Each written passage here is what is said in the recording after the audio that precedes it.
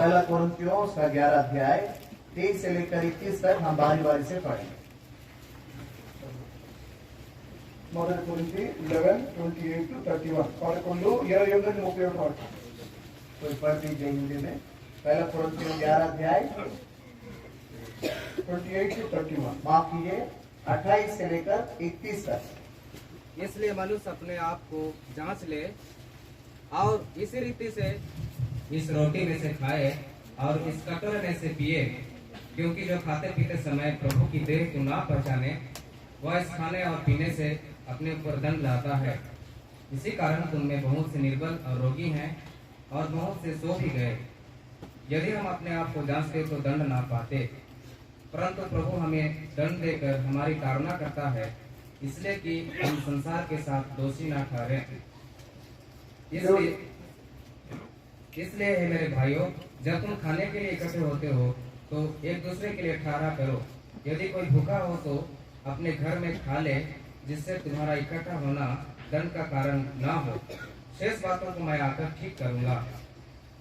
దేవుడి వాక్యం దీవించి బలవంత మనతో మాట్లాడుగాక। प्रभु इस वचन के बाद को हमारे लिए आशीषित करे और मेज के सामने हमसे बातें करे। ప్రార్థన చేస్తాము। प्रार्थना करेंगे। పరిమళ తండ్రి మీ కుమారుని ఆరాధించడానికి పలు రాష్ట్రాల నుండి పలు భాషల నుండి మిమ్మల్ని ఆరాధించకు మాకు అనిపించిన ఈ దినాన్ని బట్టి వందనాలు తెలుస్తున్నాను। प्रेमी स्वर्गीय पिता, इस देश के कई प्रांतों से आपकी आराधना करने के लिए, आपके पुत्र की आराधना करने के लिए जो सौभाग्य भी हम धन्यवाद देते हैं। సమయం వంటి వారు ఉండగా పాపం ఉండగా నన్ను కూడా మీరు ఏర్పరచుకుని రక్షించినందుకు మీకు స్తోత్రాలు। पिताजी, मुझे से पापी को भी आपने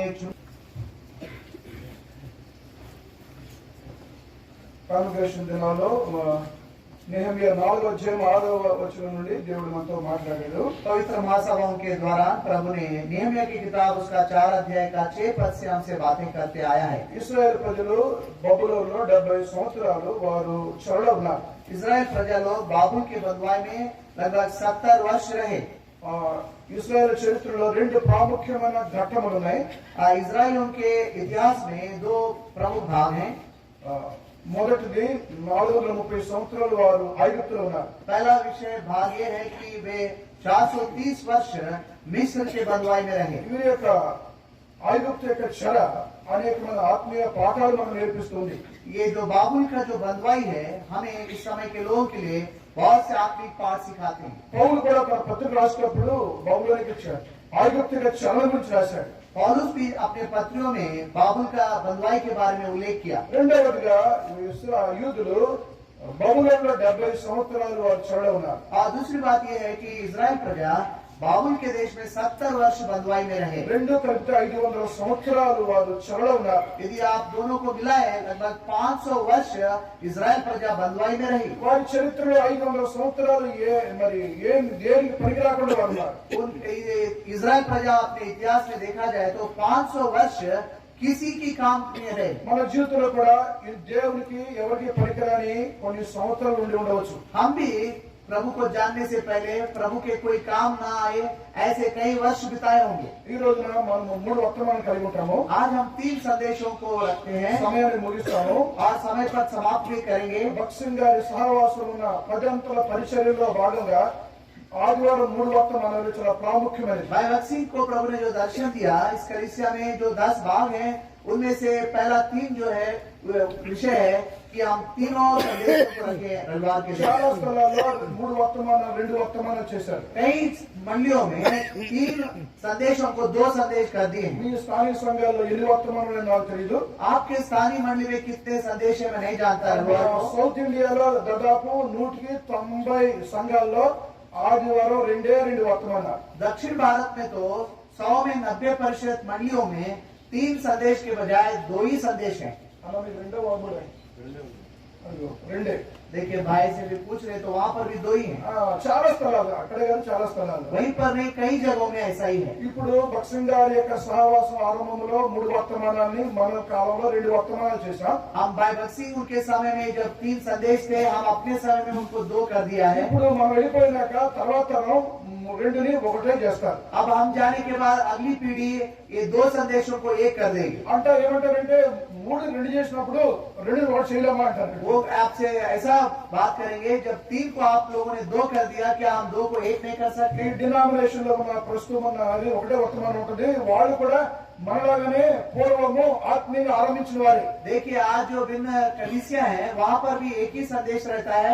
देखा जाए उनका आरंभ भी हमारे जैसे आत्मिक रूप से ही आरंभ हुआ. ఇప్పుడు రెండు వర్తమానాలు అందరికీ అలవాటు అయిపోయింది. अब 2 संदेश सबको आदत हो गई है. సంఘానికి సుఖంగా ఉంది, సాగులు సుఖంగా ఉంది, అన్నిటికీ సుఖంగానే ఉంది. कलीसिया भी सुख से है और सेवकों के लिए भी ये अच्छा हो गया है. ఇప్పుడు కూడా హెబ్రోన్ హైదరాబాద్ లో 3 వర్తమానాలు ఉంటాయి. आज भी हेब्रोन हैदराबाद में 3 संदेश रहते हैं. అంతసేపు మనం కూర్చోలేకపోవచ్చు. हम उतना समय बैठ नहीं पाए हों. మనకున్న సమయంలోనే 3 వర్తమానాలు చేసుకోవచ్చు. जितना समय हमें मिलता है उसी को हम 3 संदेश में बांट सकते हैं. లక్ష్మణ్ గారి పరిచయంలో 10 అంతల ప్రాముఖ్య విషయాలు ఉన్నాయి. भाई बक्सी उनके सेवका में 10 विषय है उनकी सेवका. అవి చెప్పడానికి ఇప్పుడు సమయం కాదు. उन बातों को बताना समय नहीं है. 10లో ఒకటి 3 వర్తమానాలు. ये 10 में एक जो विषय है वो रविवार के दिन 3 संदेश. మొట్టమొదటి వర్తమానము రక్షణ పొందిన వారికి. पहला जो संदेश रहता है उद्धार पाए हुए लोगों के लिए, ఆరాధన చేయడానికి. आराधना करने के लिए. రెండో వర్తమానము दूसरा संदेश రక్షణ పొందిన వారు తమను తాము పరీక్షించుకోవటానికి. जो उद्धार पाए लोग अपने आप को जांचने के लिए. సంఘంలో రక్షణ పొందిన వారు ఉంటారు, मंडली में उद्धार नहीं पाए हुए लोग रहते हैं, ఆత్మీయంగా పడిపోయిన వారు ఉంటారు. उद्धार पाकर गिरे हुए మరి रहते हैं. వాళ్ళ వర్తమానం ఏది? उनके लिए संदेश कहाँ है? వాళ్ళ వర్తమానమే లేదు. उनके लिए संदेश ही नहीं है. ఇది చాలా విచారం, ఇది అన్యాయం. ये बहुत ही दुखमय विषय है. మన మేలు కొరకు రెండు చేసుకోవడం సరికాదు. हमारे अनुकूल के लिए 2 बनाना अच्छा नहीं సో है. 3 వర్తమానాల్లో మరలా 3 భాగాలు. इसलिए तीसरा संदेश में 3 भाग. ఏ వర్తమానమైనా 20 నిమిషాలు ఇవ్వచ్చు. आप कौन सा भी संदेश आप 20 मिनट में खत्म कर सकते हैं. కొంతమంది లాంగ్ వర్తమానం ఇస్తే మంచి ప్రసంగికుడు అనుకుంటారు. कुछ लोग सोचते लंबा प्रचार करने से अच्छा प्रचारक है. అసలు చిన్న వర్తమానం ఇచ్చిన అందరూ మెచ్చుకుంటారు. देखिए, जो छोटा संदेश देते हैं उन्हीं को पसंद करते हैं लोग. ఒకసారి హెబ్రోన్లో నేను రెండో వర్తమానం 15 నిమిషాలు ఇచ్చిన. हेब्रोन में मैं दूसरा संदेश सिर्फ 15 मिनट दिया. అందులో ఏ వర్తమానం నాకు కనిపించరా? उसमें कुछ संदेश मुझे नहीं समझा. అందరూ భలే చెప్పారు అని చెప్పారు. कई लोगों ने बोला बहुत अच्छा आपने తక్కువ संदेश. చెప్తే చాలా బాగుందని చెప్తారు. जब प्रभु देते तो सब अच्छे हैं बोलते. దానికి వర్తమానికులు తక్కువ చెప్పడం నేర్చుకోవాలి. हम जो प्रचारक हैं थोड़ा बोलना सीखना సో चाहिए. 3 వర్తమానాలు మళ్ళా 3 భాగాలు ఉంటాయి. तीसरे संदेश में भी 3 भाग रहते हैं. ఆదరణ కూడి మాటలు ఉండాలా. उसमें सांत्वना की बातें होनी चाहिए. దుఃఖంతో వచ్చేవారు ఉంటారు. कई दुख में आते हैं, దేవుడు మాతో మాట్లాడటానికి వేచి ఉంటారు. वो प्रभु हमसे बातें कर इस इंतजार में रहते हैं. ఆరాధన రెండో వర్తమానంలో అవి రావు. आराधना और दूसरे संदेश में वो नहीं आते. రెండోదిగా నిరీక్షణ కలిగిన మాట ఉండాలి. और उसमें आशा की बातें होनी चाहिए. భవిష్యత్తు గురించి నిరీక్షణ బాగుంది. और आने वाले समय की आशा है. భవిష్యత్తు గురించి నిరీక్షణ. आने वाले समय का आशा. ఉద్యోగం రావాలి, नौकरी मिलना है, పెళ్లి రావాలి, और शादी होना है, పిల్లలు సెటిల్ అవ్వాలి, और बच्चे सेटल होना है, సేవలో అభివృద్ధి ఉండాలి. और सेवकाई में बढ़ोतरी ఇవి होनी चाहिए. నిరీక్షణతో కూర్చున్న మాటలు. ये सब आशा की बातें. ఇవి కూడా 3 వర్తమానంలో ఉండాలి. तीसरा संदेश में ये भी होनी चाहिए. 3 వర్తమానంలో 3వ భాగము और तीसरा संदेश का तीसरा भाग రక్షణతో కూడిన మాటలు ఉండాలి. उद्धार के लिए संदेश होना चाहिए. మరి రక్షించబడిన వారికి సువార్త మాటలు ఎక్కడున్నాయి? और उद्धार नहीं पाए लोगों के लिए सुसमाचार की बातें कहाँ है? చాలా స్థలాల్లో ఆదివారం సాయంత్రము రక్షణ సువార్త కూడిక ఉండదు. कई जगहों में रविवार के संध्या को सुसमाचार की सभा नहीं होती. ఉంటే మంచిదే. यदि है तो अच्छी बात మీ है. అనుకోవడం బట్టి ఉండొచ్చు, ఉండకపోవచ్చు. कई बार रहता है, नहीं भी रहता है. రక్షించబడిన వారికి వర్తమానం ఏది? उद्धार नहीं पाए लोगों के लिए संदेश कहाँ है? వాడు గుడ్ ఫ్రైడే దాకా వేచి ఉండాలి. क्या वो शुक्रवार तक इंतजार करें? शुक्रवार तक. సంవత్సరం ఒకసారి కొన్ని స్థలాల్లో గుడ్ ఫ్రైడేకి స్వార్థ చెప్తారు. कई बार साल के एक ही बार सुसमाचार सभा होती है. ఇవన్నీ కూడా భక్తులు గారు ఆలోచన చేసి సిద్ధపరచిన మాటలు ఇవి. ये सब भाई भक्त सिंह ने अच्छे से सोच कर ये 3 संदेश रखे. 3వ వర్తమానం ముగించేసేసారు, ఖతం చేశారు. अब तीसरा संदेश को हटा दिए. కనుక సహోదరు మీరు ఎవరైనా సరే इसलिए भाई बहन आप कोई भी हो, ఈ మధ్యన దేవుడు నాకు ఈ భారం ఇచ్చినాడు. हाल ही में प्रभु ने मुझे बोझ दिया है. ఇది 6వ వారము. అన్ని స్థలాల్లో 2-3 వర్తమానాలు చెప్తున్నా. अभी ये 6वां सप्ताह है. मैं हर जगह जहाँ पर भी जाता हूँ 3 संदेश दे रहा हूँ. 2 వారాల క్రితం నేను విశాఖపట్నంలో ఉన్నాను. 2 सप्ताह पहले मैं विशाखापट्टनम में था. వాళ్ళ పెద్దలతో వాళ్ళ సేవకుడితో చెప్పినాను 3 వర్తమానం తీసుకుంటానని. वहाँ के सेवक भाई से मैंने बताया मैं 3 संदेश लूंगा. ఆయన అలాగా ఒప్పుకుంటేనే నేను వస్తానని చెప్పిన. और यदि आप मानोगे तभी मैं आऊंगा. ఆయన అన్నాడు మా పెద్దలతో మాట్లాడాలని చెప్పినాడు. उन्होंने कहा हम बड़े प्राचीनों से बात करेंगे. ఏదన్నా మీ పెద్దలు నాకు తెలుసు, మాది అదే ఊరు, మీ పెద్దలు మాట్లాడతానని చెప్పిన.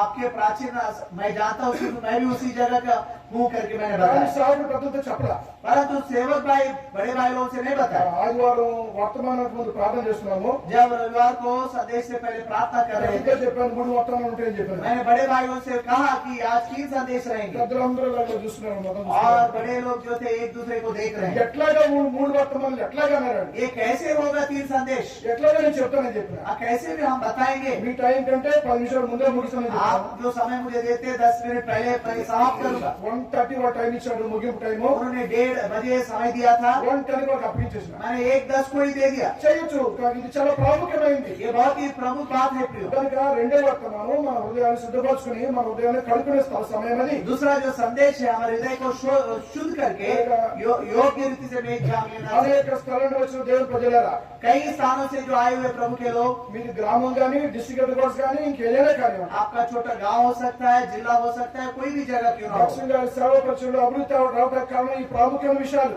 भाई भक्ति उनके सेवका यदि इतना बढ़ गया उसका कारण ये भी एक है। 3 వర్తమానాలు 2 చేయకండి. 3 संदेशों को 2 मत कीजिए। నిశ్చయంగా 2 చేశారా తర్వాత మీరు ఒకటే చేస్తారు. यदि आप 2 कर देंगे अगला वाला पीढ़ी उसको 1 कर देगी, ఆ సమాజం డినామినేషన్ అయిపోతుంది. और हमारा जो कलीसिया भी अगले अलग जो डिनोमिनेशन के जैसा बन जाए।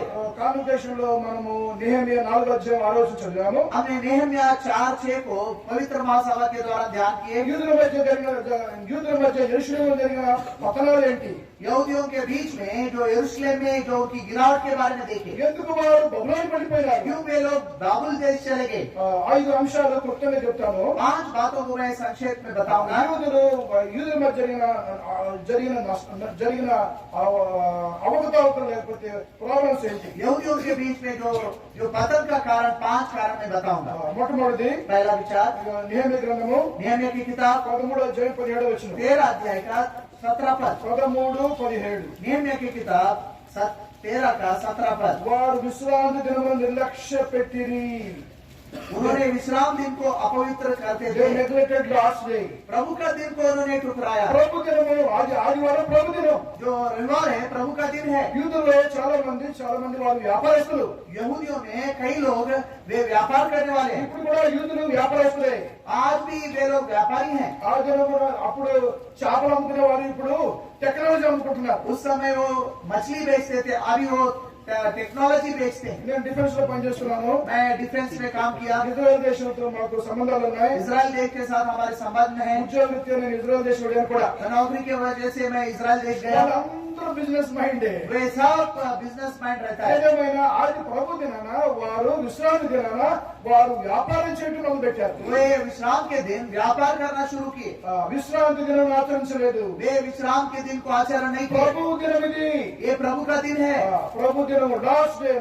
రెవల్యూషన్ 1వ అధ్యాయం ఉంది లాస్ట్ డే. आप देखते हैं प्रकाशित वाक्य 1 अध्याय में प्रभु का दिन। సోమవారం నుండి శనివారం దాకా దేవుడు మనకు సమయం ఇచ్చినాడు. सोमवार से शनिवार तक हमें प्रभु समय दिया है। ఆదివారము ప్రభు దినము. प्रभु रविवार जो है प्रभु का दिन है। కొన్ని స్థలాల్లో ఉదయం 8 నుంచి 11 గంటలకే మీటింగ్ అయిపోతుంది. कई जगहों में सुबह 8 से 10 बजे खत्म कर देते हैं। తర్వాత ఆదివారం ఏం చేయాలి? उसके बाद पूरा रविवार क्या करना है? దేవుని ప్రభు దినము. ये प्रभु का दिन है। అది ఎలాగైనా దేవుడి ఇంట్లోనే గడపాలి. वो कैसा भी हो प्रभु के घर में बिताना है, దేవుని పని కొరకే గడపాలి. प्रभु के काम करना है। ఒకవేళ సొంతగా గడిపిన వారి క్షేమాభివృద్ధికరం కాదు. यदि अपने लिए बिताओगे उतना अच्छा नहीं है। ప్రభు దినం 15 లేవాలి. आप प्रभु के दिन सुबह उठना है, సమయానికి రావాలి. समय को आना है, కుటుంబం అంతా మందిరంలో కనపడాలి. पूरा परिवार प्रभु के घर में पाए जाना है, ఇలాగ అన్నిటిలో కూడా మనం పాలు పొందాలి. और हर सेवकाई में भाग लेना है। ప్రభు దినం మన దినము కాదు. प्रभु का दिन हमारा दिन नहीं है। చాలా మంది ఆ ప్రభు దినాన్ని నిర్లక్ష్య పెట్టిరి. प्रभु कई लोग प्रभु के दिन को लापरवाह किए। వాళ్ళ దేవుడు మనతో మాట్లాడుతున్నాడు. आज देश के सामने प्रभु बातें कर रहा है।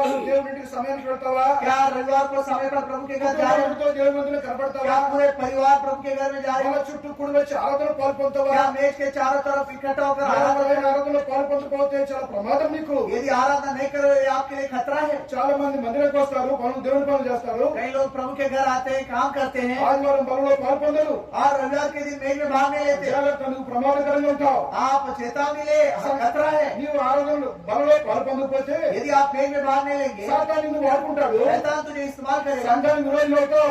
कलीसिया के विरोधी बन जाओगे। ప్రమాదంలో ఉన్నట్టుగా గుర్తు నీకు. कितना खतरा का जीवन है कि మా విశాఖపట్నం చెప్పినాను. मैं विशाखापट्टनम बार बताया, అక్కడ నేను మార్మోస్ పొందాను. वहीं पर मेरा नया जन्म అక్కడ हुआ, నేను పెంచబడ్డాను. वहीं मैं बढ़ाया। ఇక్కడ బలలో పాలు పొందుకునే ఇద్దరు యవనస్తులు ఉండేవారు. वहाँ पर मेज में बिना भाग लिए 2 जवान रहते थे। అతని పెద్ద మిడిల్ ఏజ్ వచ్చారు వాళ్ళు. उसके बाद कुछ मध्य वयस आ गए। ఎప్పుడు సంఘ వ్యతిరేకంగా పనిచేసేవారు. हमेशा प्रभु के विरुद्ध काम करते थे। సేవకు వ్యతిరేకంగా పనిచేసేవారు. सेवक के विरुद्ध काम करते వాళ్ళ थे। పని అంతా కూడా ఇదే పని. उनका पूरा काम यही रहता था। యెరూషలేములో ఇద్దరు ఉన్నారు, నెహెమ్యాకి ఇద్దరు ఉండేవారు. यरूशलेम में भी नेहमिया के विरुद्ध 2 लोग थे, సంబలకి టోబియా. सनबलत और तोबिया। ఎప్పుడు విరోధమే. हमेशा विरोध। మనము బలలో పాల్పొందకపోతే, हम मेज में भाग नहीं लेंगे, ఆరాధన పాల్పొందకపోతే आराधना में भाग नहीं लेंगे, అటువంటి వ్యక్తి ఎవరైనా సాతాను వాడుకుంటాడు. ऐसे व्यक्ति को शैतान इस्तेमाल कर सकता है। సాతాను చేతిలో నువ్వు పనిముట్టు కావద్దు సుమా. शैतान के हाथ में तू हथियार मत मार। ఈ మధ్యన విశాఖపట్నం వెళ్ళినప్పుడు हाल ही में जब विशाखापट्टनम गया, ఇద్దరు కూడా మాయమైపోయి చచ్చిపోయినారు. ये दोनों लोग नहीं दिख रहे, वो मर गए। వాళ్ళందరూ మిడిల్ ఏజ్ పీపుల్, वे तो मध्य वयस के लोग, మంచివారే. अच्छे लोग थे। ఎల్లప్పుడూ దేవుని సంఘానికి విరోధంగా, हमेशा कलीसिया के विरोध में సేవకులకు విరోధంగా, और सेवक के विरोध में, ఆయన ఏం పని చేసినా అక్కడ అడ్డం చెప్పడమే. और उन सेवक कोई काम करेगा और उल्टा बोलना। కొంతమంది సాతాను వాడుకుంటాడు. कुछ लोगों को शैतान ऐसे इस्तेमाल करता है। దేశంలో పలు భాగాల నుండి ఇక్కడికి వచ్చిన దేవుని ప్రజలారా, देश के कई स्थानों से आए हुए प्रभु के लोग, నేను మీకు అని చెప్పట్లేదు, मैं आपके लिए नहीं बता रहा నేను हूँ, విషయాలు గ్రహించిన విషయాలు చెప్తున్నాను. मैं जो विषयों को ध्यान दिया बता रहा हूँ। సంవత్సరాలు నిపుణులు ఉంటూ వచ్చినాను. कई वर्षों से हेब्रोन में रहा हूँ। దేవుని సంఘంతో, దేవుని సాగుతో నీ సంబంధం సహవాసం ఎలా ఉంది? प्रभु के कलीसिया से, प्रभु के लोगों से, सेवकों के साथ आपका संबंध कैसा है? ఇద్దరు ఎల్లప్పుడూ దేవుని విరోధంగా, దేవుని సంఘ విరోధంగా పనిచేసేవారు. 2 लोग हमेशा ये प्रभु के कलीसिया के विरुद्ध काम करते थे। దేవుని సేవకుడు మ్యారేజ్ లైసెన్స్ అప్లై చేస్తే जब प्रभु का सेवक मैरिज लाइसेंस के लिए, వీళ్ళిద్దరూ ఒక లెటర్ రాశారు మ్యారేజ్ రిజిస్టర్ కి. ये दोनों मिलकर मैरिज रजिस्टर को एक खत लिखे। ఈయనకి మీరు మ్యారేజ్ లైసెన్స్ వద్దని రాసే లెటర్ రాశారు. हाँ, ये सेवक, हमारे सेवक को मैरिज लाइसेंस मत दीजिए। అది వాళ్ళ పని. क्या ये उनका काम है? ఎందుకు సాతానుడు వాళ్ళు వాడుకున్నాడు? क्यों शैतान ने उनको इस्तेमाल किया? దేవుని సేవకులు నెమ్మదిగానే ఉన్నారు. आज प्रभु के सेवक तो अच्छे से हैं, ఆయన అక్కడే ఉన్నాడు, वो सेवक वहीं पर है, వీళ్ళు వెళ్ళిపోయినారు. ये लोग चले गए। ఇటువంటిది నీకు నాకు జరగవద్దని నేను చెప్తున్నా. ये ऐसा आपके साथ, मेरे साथ ना हो, इसलिए मैं बता रहा हूं। దేవుని సంఘానికి, ముఖ్యంగా దేవుని సేవకులకు విరోధంగా ఎప్పుడు ఏది తలపెట్టవద్దు. प्रभु के विरुद्ध में, प्रभु के कलीसिया के विरुद्ध में, प्रभु के सेवकों के विरुद्ध में आप कुछ भी मत कीजिए। దేవుని సేవకుడు కనుక నేను వాళ్ళ పక్షంగా చెప్పట్లేదు, मैं एक सेवक हूँ, इसलिए उनके पक्ष में नहीं बता रहा हूँ। సేవకుడు కాదు కనుక. मैं सेवक नहीं हूँ, నేను విశ్వాసిని. मैं भी आपके समान నేను विश्वासी हूँ। చూసిన విషయాలు చెప్తుంటున్నాను. मैं जो देखा हूँ वही बता रहा हूँ। ఎప్పుడు కూడా దేవుని ప్రజలకు, దేవుని సేవకునికి, దేవుని సంఘానికి విరోధంగా ఏమీ చేయవద్దు. कभी भी प्रभु के कलीसिया, प्रभु के लोगों के विरुद्ध, प्रभु के सेवकों के विरुद्ध कुछ भी मत कीजिए। నిన్ను సపోర్ట్ చేసేవాడు ఉంటారు, आपको सपोर्ट करने वाले होंगे, ఎప్పుడైతే నీకు నటించేవాడు ఉంటారు. हेब्रोन जाने से खत भी देंगे।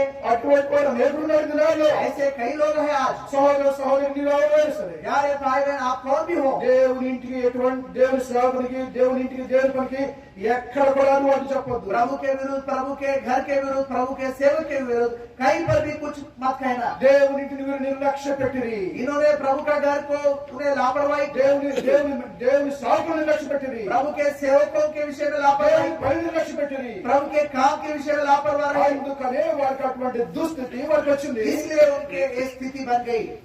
దేవుడు కనిపెట్టి వారిని బబులోని పంపించేశాడు. प्रभु ने देख देख कर उनको बाबुल देश में छोड़ दिया। ఈనాడు మన బబులోని పెట్టలేదు, आज हम बाबुल नहीं जा रहे, బబులోనే మన దగ్గరికి వచ్చేసింది. बाबुल ही हमारे पास आ गए। బబులోని స్థానిక సంఘానికి వచ్చింది, बाबुल ही स्थानिक मंडली में आया, బబులోని హెడ్ క్వార్టర్స్ వచ్చింది. बाबुल हेडक्वार्टर आ गया। తల నుండి హెడ్ టు ఫుట్ అయి ఉంది. మొదటి ఐజయా చాప్టర్ 1 లో అరికాలు మొదలుకొని నన్నెత్తి వరకు స్వస్థత కొంచెమైనను లేదు. सिर के ऊपर, सिर से लेकर नाखून तक कहीं पर भी आरोग्यता नहीं है। ఈనాడు గ్రామాల నుండి హెడ్ క్వార్టర్స్ వరకు సంఘంలో స్వస్థత లేదు.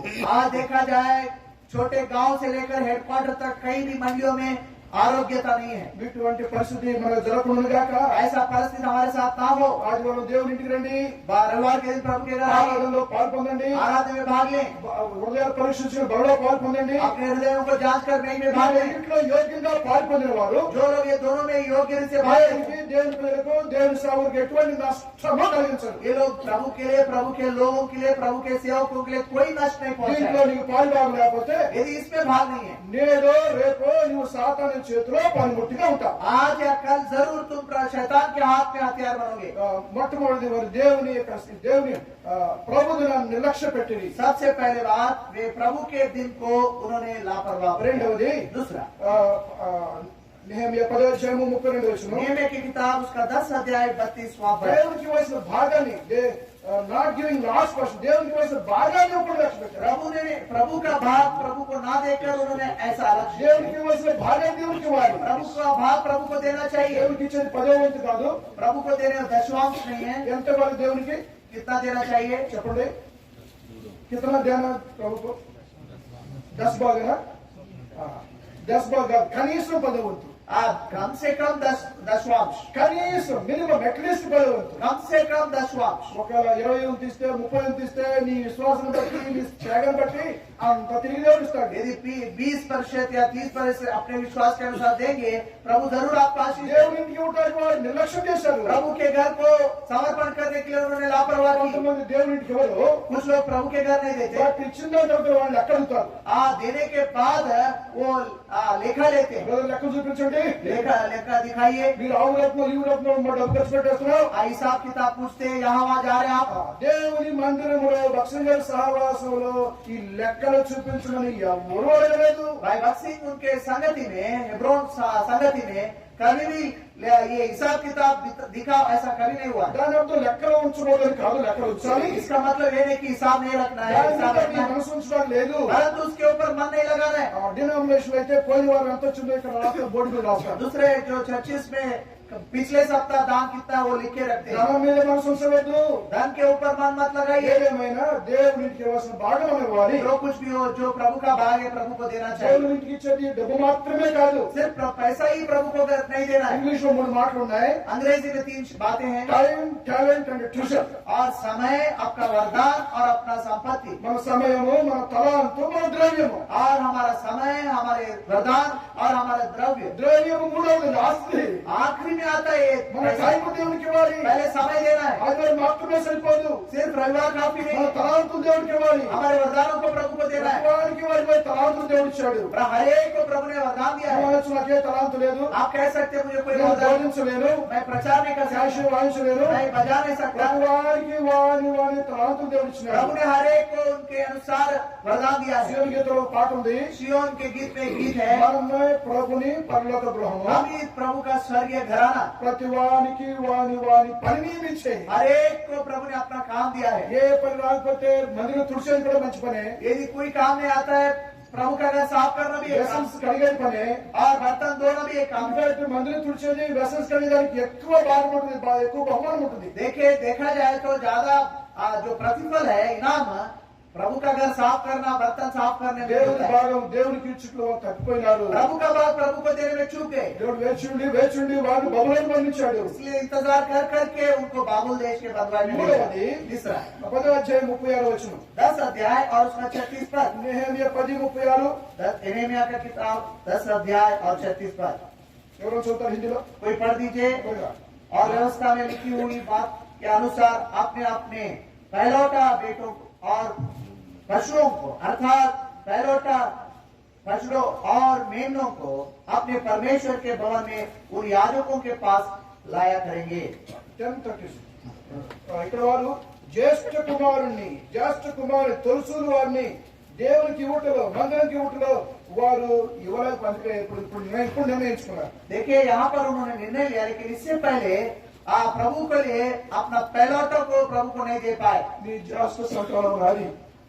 तुम्हारा पहला टास्क जो संतान मेरा है। దేవునికి ఇచ్చే విషయంలో మన డబ్బే కాదు, టైం, టాలెంట్, ట్రెజరే కాదు, మన పిల్లలు కూడా ఇవ్వాలి, మనం అర్పించుకోవాలి. प्रभु को सिर्फ समय, वरदान और उतना ही नहीं, हम अपने आप को, हमारे बच्चों को भी प्रभु को देना है। దేవుడు అన్నాడు, మీరు నాకు ఇస్తే నీకు ఇవ్వలేను నేను. क्या आप मुझे देने से मैं लौटा ही नहीं? मैं మీకు తెలుసు, హేనా తనకి ఎకలాగా పుట్టిన కుమారుని చిన్న వయసులో ఎత్తుకుని తీసుకెళ్లి శిలోలో పెట్టింది. कैसे आप सब जानते हैं, अन्ना जो थी, अब बहुत समय के बाद बेटा हुआ तो उसको ले जाकर प्रभु के घर में समर्पित। దేవుని పనిలో సేవల కొదువు ఉంది. प्रभु का घर में सेवकों की कमी है। కోత విస్తారం ఉంది, పనివాడు లేడు. पक्के खेत बहुत है, मजदूर थोड़े हैं। పని తోట యజమాని వేడి పండి పనివాడిని పంపమని వేడుకమని దేవుడు యేసుప్రభు చెప్పినాడు. और खेत के मालिक को मांगो ताकि वो मजदूरों को भेजे। దేవుని పని కొరకై మన జ్యేష్ఠ సంతానాన్ని ఇవ్వాలి. प्रभु के काम के लिए हमारे पहलौठा को प्रभु को देना है। మనం అర్పించుకోవాలి. हम अपने आप को अर्पण करना మన है। పిల్లలు కూడా దేవుడికి అర్పించాలని ఉంది. हमारे बच्चों को भी प्रभु के सेवा के लिए अर्पण దేవుడు करना है। ఎవరిని బలవంతం చేయడు. प्रभु किसी से दबाव नहीं डालते కానీ మన పిల్లల సంగతి ఏంటి? कि अपन हमारे बच्चों का हाल దేవుడి क्या है? పని సంగతి ఏంటి? प्रभु का काम के बारे में మన क्या? పిల్లలు ఇంజనీర్స్, డాక్టర్స్ చదివించుకుని అమెరికా పంపించుకుని ఏ పనిలో మనం ఉంటూ ఉన్నారు. हमारे बच्चों को अच्छा पढ़ाई लिखाई करके वो डॉक्टर इंजीनियर बना के अमेरिका भेजने के काम में लगे हैं। దేవుడికి ఇచ్చే విషయంలో మనకు అసలు చింతే లేదు. प्रभु को देने के लगाव में हमको कोई चिंता नहीं है। ఇప్పుడు వారు నిర్ణయించుకున్నారు, ఎందుకు వారికి ఈ గతి పట్టిందని వారు నిర్ణయించుకున్నారు. अब ये लोग निर्णय लिए हमको क्यों ये स्थिति आई? మా జ్యేష్ఠ సంతానంలో ప్రథమ సంతానం మీకు ఇస్తామని నిర్ణయం చేసుకున్నారు. हमने अपने पहलौठा को आपको देंगे ऐसा निर्णय लिया था। దేవుడు తప్పనిసరిగా మన పిల్లలు పోషిస్తాడు. ఆయన प्रभु हमारे बच्चों का पोषण करेंगे। దేవుని సేవకి వెళ్తే ఆయన దేవుడు పోషించడా? प्रभु का सेवा में जाने से क्या प्रभु का पालन पोषण नहीं करेंगे? సామెతలు చెప్పాడు, ఇంటికి ఒకడే కుమారుడు. कल भाई सैमुअल ने बताया वो घर के लिए एक ही एकलौता बेटा है। అనేక మంది ఒకడే కుమారుడు అయితే వాళ్ళు దేవుడి సేవకు అర్పించిన తల్లిదండ్రులు. तो कई माता पिता जी अपने एकलौता बेटा को भी प्रभु के सेवा के लिए दे दिए। ఇద్దరు ముగ్గురు నలుగురు ఐదుగురు ఆరు దేవుడు ఇచ్చాడే, ఒక కుమారుడు కుమార్తె దేవుడికి ఇవ్వలేమా? आपको 2 बच्चे 4 बच्चे ऐसे दिए, क्या एक को भी प्रभु के लिए नहीं ఉదయం दोगे? ఉంటే పిల్లలు సిద్ధపరిస్తే వాళ్ళు దేవుడికి వెళ్తారు, దేవుడి పని చేస్తారు. यदि आप समर्पण करेंगे, प्रभु के घर जाएंगे, प्रभु का काम करेंगे। ఉత్తరప్రదేశ్ లో ఊరుంది उत्तर प्रदेश में एक गांव है నగలాపూర్. नगलापुर। నగలాపూర్ नगलापुर ఆ ఊరు నుంచి దాదాపు 20-30 మంది సేవకులు వచ్చినారంట. उस गांव से लगभग 20 लोग सेवा में आए हुए। ఉత్తరప్రదేశ్ లో ఆ ఊరు నుంచి అనేక మంది సేవకులు వచ్చినారు. उत्तर प्रदेश से उस गांव से आए। అది మహానగరం కాదు, పట్టణం కాదు, డిస్ట్రిక్ట్ హెడ్ క్వార్టర్స్ కూడా కాదు.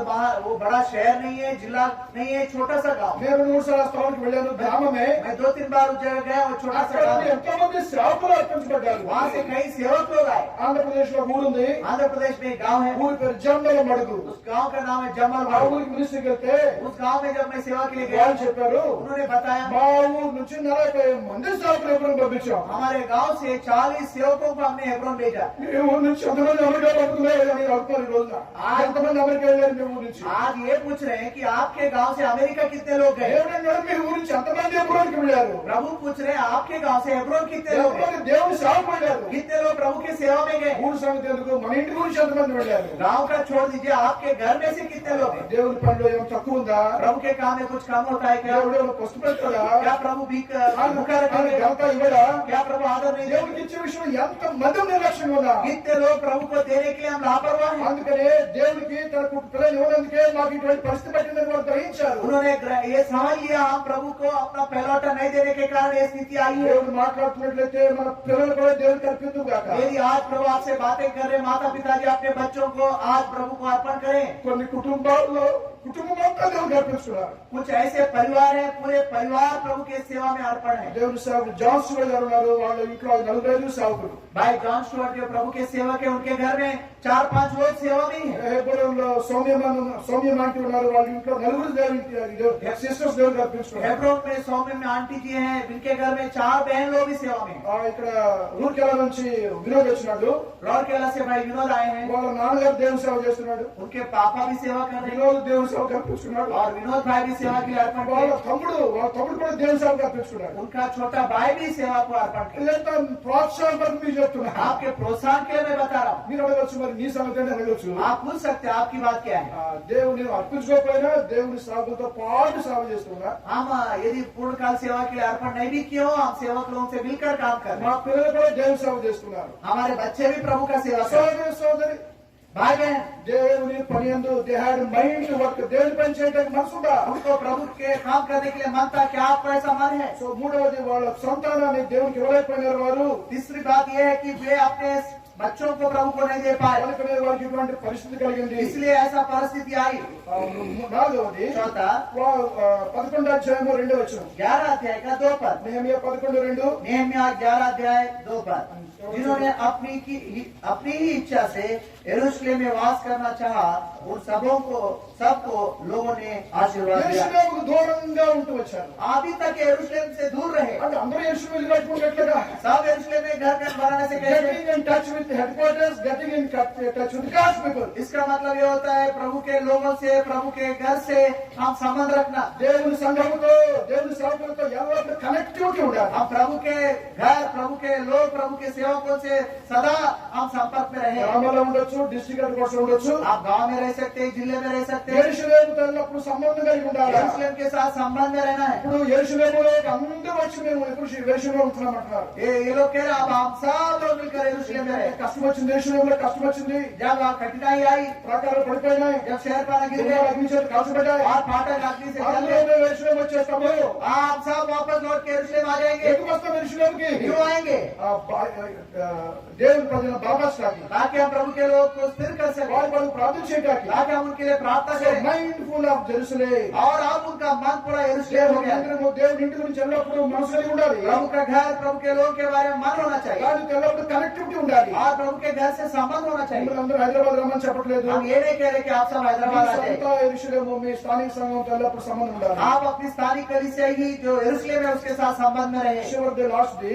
आप आखिरी वाला చాలా ఉన్నాయి, ఈ మాత్రం చెప్తున్నా. बहुत से हैं, पर संक्षिप्त में कुछ बातों को बता। వారు మిశ్రిత జనం అయిపోయినారు. वे मिली जुली भीड़ हो गए थे, అన్యులతో సహవాసం చేశారు, अन्य लोगों से संगति करने लगे, అన్యులు వివాహం చేసుకున్నారు. वे अन्य जातियों से ब्याह किए। 13 అధ్యాయం 4 వచ్చింది. 13 अध्याय का 4 पद, నెహెమ్యా 13:4.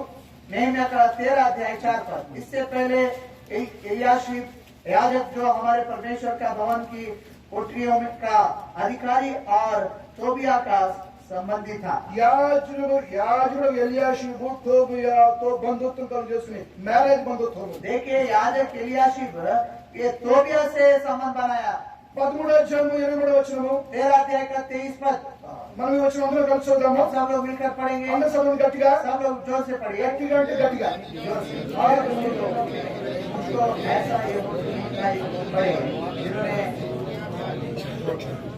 और मौली स्त्रियों ఈ చాలా మంది మిశ్రజనం అయిపోయి వివాహ విషయంలో సెపరేషన్ లేకుండా అన్యులు వివాహం చేసుకున్నారు. देखिए, कई लोग मिश्र बन गए या मिलीजुली भीड़ बन गए क्योंकि अन्य स्त्रियों से ब्याह कर लिए। దేవుని ప్రజలుగా రక్షించబడిన వారు మనం మన పిల్లల్ని రక్షించబడిన వారికే ఇవ్వాలి. हम जो प्रभु के लोग हैं, हमारे बच्चों को विश्वासियों को ही देना है। మనం అనుకుంటాం మనం రక్షణ పడ్డాం కదా, వారు రక్షణ పడిపోతే వాళ్ళు రక్షణ తీసుకొస్తాం అనుకుంటాం. हम कई बार सोचते हैं हम उद्धार पाए हैं, यदि अविश्वासी से ब्याह कर लेंगे उनको भी उद्धार के अनुभव में लाएंगे। వాళ్ళు రక్షణలోని తీసుకురాలేము. हम उनको कभी भी उद्धार के अनुभव में नहीं ला सकते। మా సొంత కుటుంబంలో ఒక సంగతి జరిగింది. हमारे परिवार, खुद के परिवार में एक घटना घटी। మా మామగారి ఇంట్లో हमारे मामा के घर में ఆ పెద్ద కుమార్తెకు ఒక ఆయన డినామినేషన్ ఇచ్చి పెళ్లి చేసినాడు. बड़ा बेटी को उसने एक डिनोमिनेशन दूसरे चर्च को लड़के को दिया। ఆయన మంచివాడే, अच्छा लड़का है, ఉపవాస ప్రార్థన చేస్తాడు, उपवास प्रार्थना करता, పాట పాడతాడు. गीत गाते। ఇప్పుడు 40 ఏళ్ళ బట్టి ప్రార్థన చేసిన రక్షణ లేదు. अभी 40 साल से प्रार्थना कर उद्धार नहीं। నాకు ఆశ్చర్యం ఉంటుంది.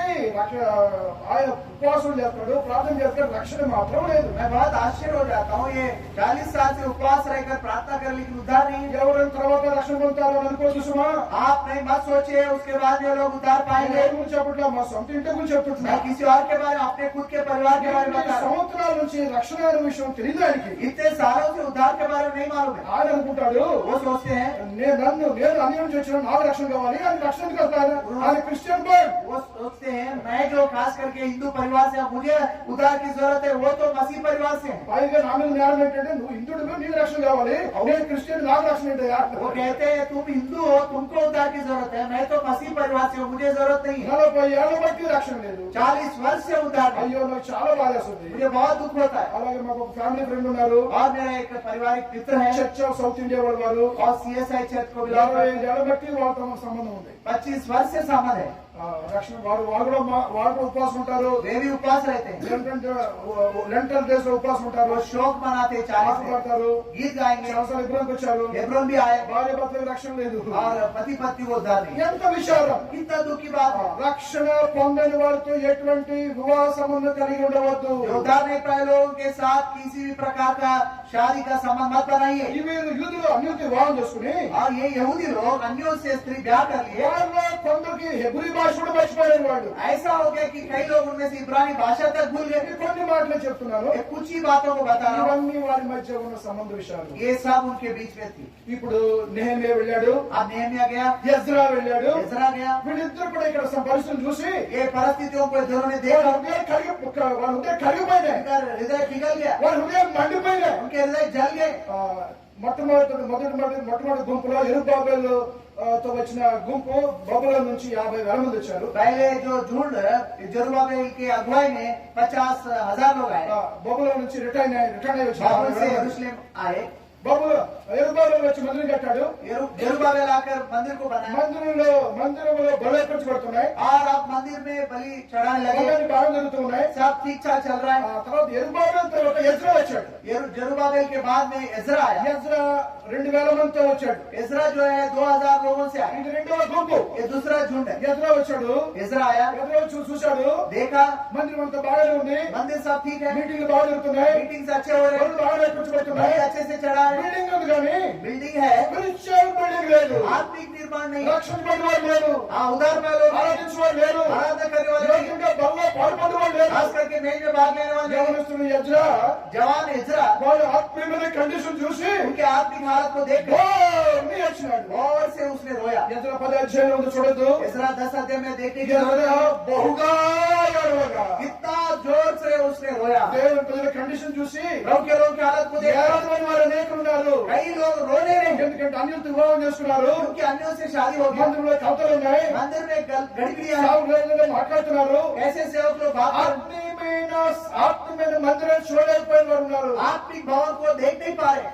ఇలాగిన దేవుని పనిలో ఒక ఆటంకం కలిగింది. इस रीति से प्रभु के कार्य में रुकावट है. ఎజ్రా వాళ్ళందరూ నిలబెట్టాడు. एजरा सबको खड़ा किया. మీరు అన్యులు వివాహం చేసుకుని దేవుని కోపం రేపినారు. तुमने अन्यों से ब्याह करके प्रभु का क्रोध को भड़काया. అందుకే దేవుడు మనకి గతి పట్టింది. इसलिए ये स्थिति आप पहुंची है. ఎజ్రా ప్రార్థించాడు, ప్రేమించాడు. एजरा प्रार्थना किया, प्रेम किया. ఎజ్రా ఒక మీటింగ్ పెడితే एजरा एक सभा लगाया. యెరూషలేం అంతా కూడి వచ్చారు. यरूशलेम के सब लोग इकट्ठा हुए. భయంకరమైన బయట వర్షం వస్తుంది. बाहर बहुत तेज बारिश हो रही మందిరం నిండిపోయింది. और भवन भर गया. వాళ్ళందరూ ఒప్పుకున్నారు. सब लोग मान लिए అన్యులు వివాహం చేసుకుని మేము పాపం చేశాం. हमने अन्यों से ब्याह करके पाप ఈ किए. రోజునే వాళ్ళు విడిచిపెట్టేస్తా. आज हम उनको छोड़ देंगे. పెళ్లి చేసుకుని విడిచిపెట్టినవాడా? क्या शादी को नहीं होने का छोड़ सकते? పిల్లలు కూడా పుట్టారు. कुछ लोगों को बच्चे भी हुए. వాళ్ళు అన్నారు उन्होंने कहा ఏమైనా కానీ कुछ भी होने दो, దేవుని మీద కోపం లేపాం. हम अपने परमेश्वर का क्रोध को भड़काए. వాళ్ళలో కొందరు పిల్లలు కూడా పుట్టారు. उनमें से कुछ बच्चे भी మా हुए. దేవునికి మీద కోపం లేపాం. हम प्रभु के क्रोध వాటితో సహవాసం చేశాం. अन्यों से संगति ఈ किए. రోజున మేము వాళ్ళు విడిచిపెట్టేస్తున్నాం. आज हम उनको छोड़ देंगे. దేవుని కోపం చల్లారింది. प्रभु का क्रोध ठंडा होगा. ఎజ్రా ఆత్మీయమైన కండిషన్ ని చూడగలిగినాడు. एजरा ने आत्मिक स्थिति को देख पाया. యెరుబాబెలు మందిరం కట్టాడు. जरुब्बाबेल ने मंदिर बनाया. మందిరం కట్టుకోవచ్చు. मंदिर बना सकते हैं. ఫ్లోర్ వేసుకోవచ్చు.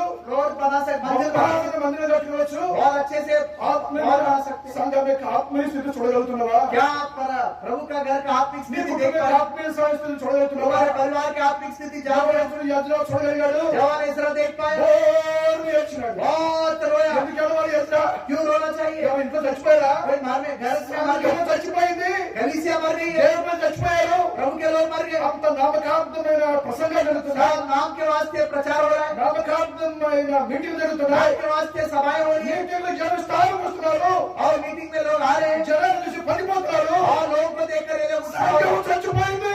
कलीसिया मर गई है. ఎదురు ఒక్కడే గుర్తించగలిగినాడు. एजरा एकमात्र इस ఎంత प्रकार ఏం చేశాడు?